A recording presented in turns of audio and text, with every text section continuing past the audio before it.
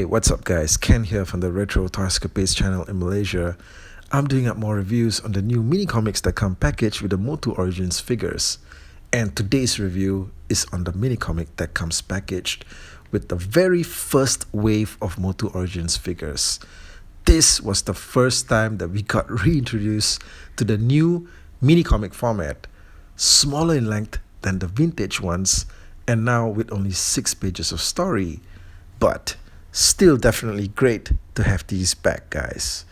Now, general impressions have been that the books are very well produced with solid art and colors, but not much in terms of story and plot development.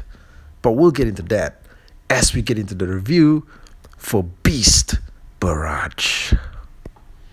The story starts off with a touch of evil by diving straight into where the villains are in Snake Mountain. In the first page alone, you get all the evil villain characters from Wave 1, so they waste no time incorporating the Wave 1 toy characters into the story. You get them straight away on the first page. Now, this is also the only time that you get to see Evelyn in the comic. Later, Skeletor and Beastman get into a fight with the heroes and they just leave her at home in Snake Mountain. Yeah. Anyway, you don't see her again in the comic. Okay, so Skeletor has a plan to kidnap Prince Adam and use him for ransom against the kingdom for possibly untold power and riches. Now, they decide to grab him while he's alone and unguarded. You know, the plot is so straightforward that it could have been written by a preschooler. Anyway, we do need something to propel the action, damn it. And we only have 6 pages to do it. So that's the plot, okay? The bad guys want to kidnap Prince Adam and use him for ransom. Okay, as it so happens, Adam is enjoying a quiet evening, unwinding by himself somewhere in the woods with no protection, just ripe for the taking. Teela and Man-at-Arms turn up in the Wind Raider, and Teela gives him an earful for wandering about without the full security of the palace guards. Nice cameo, by the way, of the Wind Raider. Now, we know that it's going to turn up in the toy line at some point, but right now, Mattel seems to be obsessed with cranking out wave after wave of new figures first. Good for them. Go, Mattel! Anyway, Adam responds to all this by being his usual carefree and indifferent self. But suddenly, a portal opens up and Skeletor and an entire army of monstrous shadow beasts under the command of Beastman turn up. Now, they send an entire platoon of monsters just to grab one guy. As it turns out, it still won't be enough. As the attack kicks into full swing, Adam sneaks away to find a quiet spot to transform into the most powerful man in the universe.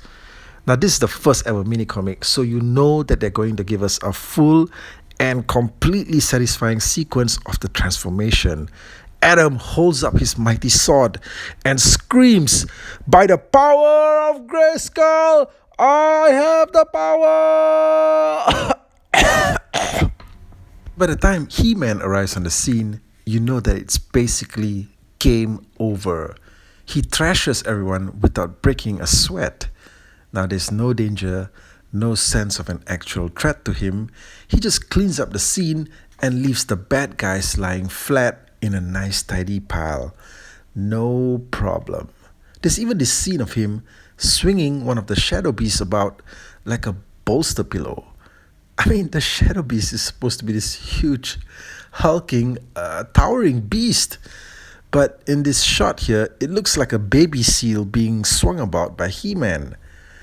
Anyway, Skeletor runs away, vowing revenge, just like the ending of every 80s cartoon where the bad guy runs away defeated, vowing revenge, and a promise to return, and only to be defeated once again.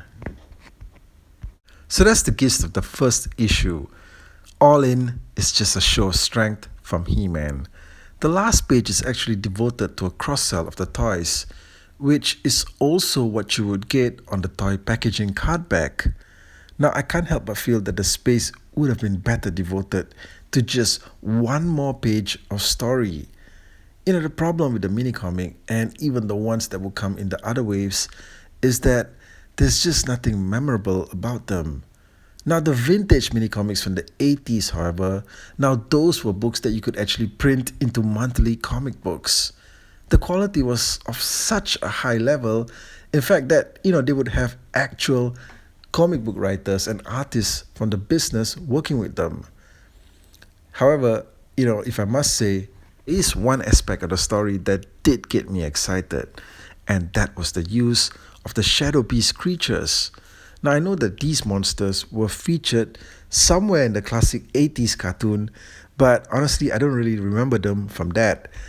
What I do remember, however, is the massive action figure version that was put out by Mattel as part of their classics line a few years ago. Now, that was the first time the Shadow Beast was ever captured in action figure form.